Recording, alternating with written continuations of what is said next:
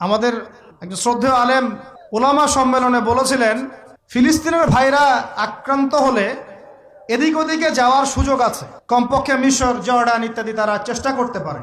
মুসলমানদের উপর যদি, বাংলাদেশের মুসলমানদের যদি আল্লাহ না করুক কখনো কোনো সমস্যা আসে, বাংলার মুসলমানরা যাবে কোথায়? চতুর্দিক থেকে বেষ্টিত আছে। দুই শ্রেণীর মানুষ তোমাদের সাথে সবচেয়ে বেশি শত্রুতা রাখে। কে বলেছেন? আল্লাহ পাক, আল্লাহর কালাম সূরা মাইদা পড়ে দেখেন। মানুষের মধ্যে তোমাদের সাথে সবচেয়ে বেশি শত্রুতা রাখে যারা, তারা হলো দুই শ্রেণীর মানুষ। কয় শ্রেণী? এক শ্রেণী হচ্ছে আল ইয়াহুদ, এক শ্রেণী ইহুদি, মানে ওই যে আমাদের বোনদেরকে ধর্ষণ করছে ফিলিস্তিনে, আমাদের ভাইদেরকে বোম মারছে যারা, বাচ্চাদেরকে বোম মারছে যারা, এরা তোমাদের সাথে সবচেয়ে বেশি শত্রুতা রাখে। আর এক শ্রেণী আছে ওয়াল্লাযীনা আশরাকু, ওয়াল্লাযীনা যারা শিরক করে, মুশরিক। আর আমাদের চারপাশে মুশরিকরা আছে না নাই? আমাদের একজন শ্রদ্ধেয় আলেম, আল্লাহ পাক তাকে নেখায়াত দারাজ করেন, দীর্ঘ নেখায়াত দারাজ করেন, ওলামা সম্মেলনে বলেছিলেন, ফিলিস্তিনের ভাইরা আক্রান্ত হলে এদিক ওদিকে যাওয়ার সুযোগ আছে, কমপক্ষে মিশর, জর্ডান ইত্যাদি তারা চেষ্টা করতে পারে। মুসলমানদের উপর যদি, বাংলাদেশের মুসলমানদের যদি আল্লাহ না করুক কখনো কোনো সমস্যা আসে, বাংলার মুসলমানরা যাবে কোথায়? চতুর্দিক থেকে বেষ্টিত আছে। দুই শ্রেণীর মানুষ তোমাদের সাথে সবচেয়ে বেশি শত্রুতা রাখে। কে বলেছেন? আল্লাহ পাক, আল্লাহর কালাম সূরা মাইদা পড়ে দেখেন। কোন সূরা? মাইদা পড়ে দেখেন। এক শ্রেণী ইহুদি, এক শ্রেণী মুশরিক। এখন সারা বিশ্বে ইহুদি আর মুশরিকরা একে অপরের সবচেয়ে ঘনিষ্ঠ বন্ধু। এখন বুঝেন ওয়ার্ল্ড অ্যাফেয়ার্স কিভাবে ডিল হচ্ছে। কোরআন একদম একদম জাজল্যমান, মনে হচ্ছে এখনই আয়াত নাজিল হলো। এখন আমাদের উপর যদি আল্লাহ না করুক কোনো সমস্যা আসে, আমরা যাব কোথায়? এই জন্যই আমাদের উচিত 5টা ডিপার্টমেন্টে শক্তিশালী হওয়া। কয়টা ভাই? এই নসিহতটুকু আমাদের ঊর্ধ্বতন কর্তৃপক্ষের কাছে আমি হাত জোর করে করতেছি, একবার হাত জোর করে। 5টা ডিপার্টমেন্টে এই দেশটাকে শক্তিশালী করতে হবে। কয়টা ভাই? 1 নম্বর শিক্ষা। 1 নম্বর, প্রত্যেক মুসলমানকে কোরআন এবং সুন্নাহর শিক্ষায় শিক্ষিত করতে হবে। আমি অন্য ধর্ম নিয়ে কথা বলছেন, তাদের মতো দিন পালন করে, লাকুম দীনুকুম ওয়ালিয়া দিন, লাকুম দীনুকুম ওয়ালিয়া দিন, তারা তাদের ধর্ম পালন করে করুক, আমাদের কোনো মাথা ব্যথা নাই। প্রত্যেক মুসলমানের বাচ্চাকে কোরআন সুন্নাহর শিক্ষায় শিক্ষিত করতে হবে এবং একই সাথে এই যুগকে চ্যালেঞ্জ করার জন্য যত সাবজেক্ট দরকার সব সাবজেক্ট আমাদেরকে শিখতে হবে ইনশাআল্লাহ। একমুখী শিক্ষা না, দ্বিমুখী শিক্ষার মেরুকরণ না, একদম দ্বিমুখী শিক্ষাকে একমুখী করে একটা কম্বাইন্ড এডুকেশন সিস্টেম চালু করতে হবে।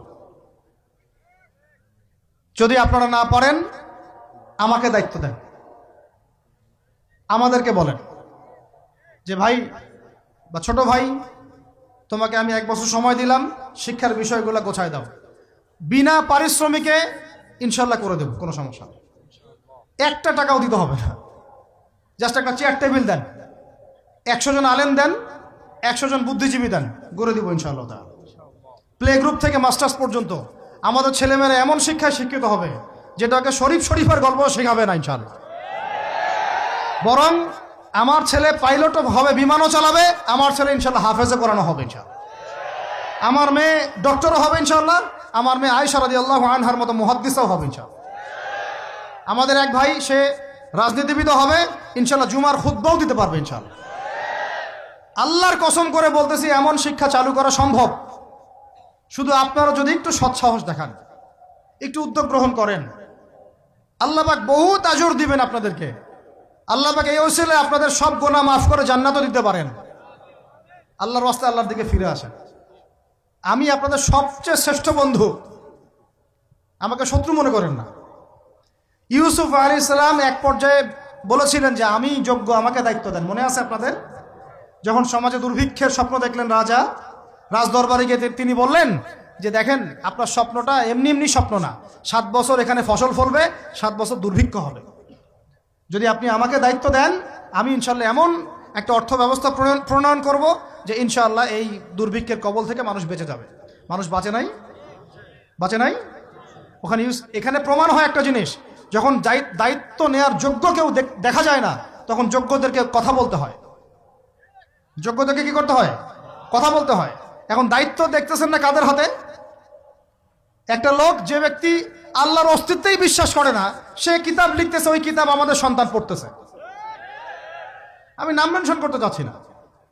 কিছু মানুষ যারা আল্লাহর অস্তিত্বেই বিশ্বাস করে না, তারা মনে করে মহাবিশ্ব সৃষ্টি হয়েছে বিগ ব্যাং থেকে, আল্লাহ সৃষ্টি করে নাই।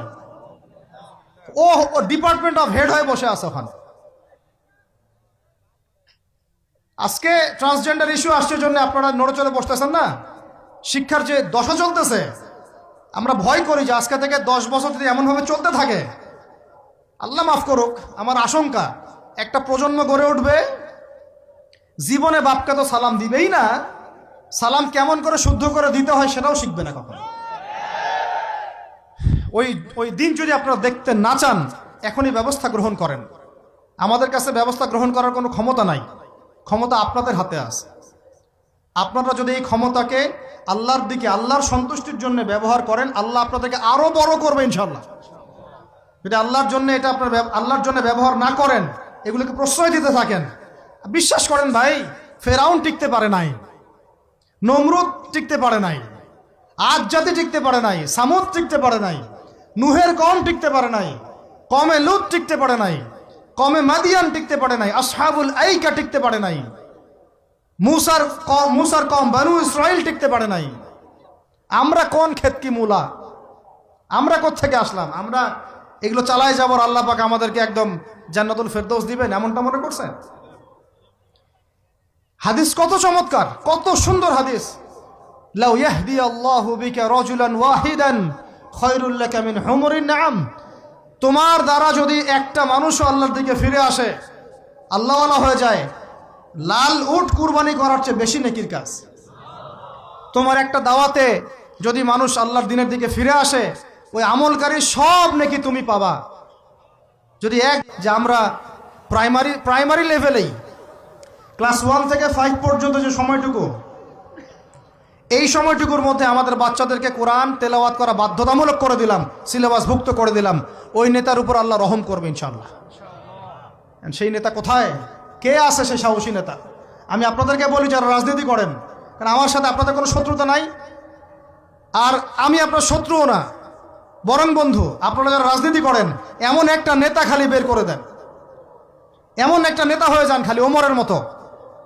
আল্লাহ পাক তৌফিক দান করেন আপনাদেরকে, যে আপনারা যদি কোরআন শিক্ষাটাকে বাধ্যতামূলক করে দেন, নবীর হাদিস শিক্ষাগুলোকে বাধ্যতামূলক করে দেন, সিরাত নবীর জীবনী চর্চাগুলোকে বাধ্যতামূলক করেন উচ্চ মাধ্যমিক লেভেলে, দেখবেন এই ছেলেপেলেগুলো আর ওই ইয়াবাখোর হবে না ইনশাআল্লাহ। এরা ওই টিকটক, ফেসবুক আর পাবজি, ফ্রি ফায়ার নিয়ে পড়ে থাকবে না, এরা কিশোর গ্যাংয়ে যোগ দিবে না, এরা জেনা করবে না ইনশাআল্লাহ।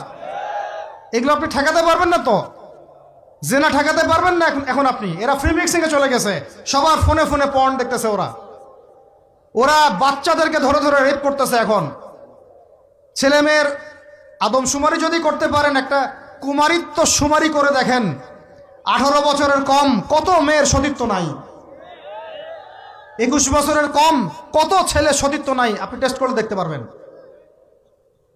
এই হলো সমাজের অবস্থা। এখন চলতেছে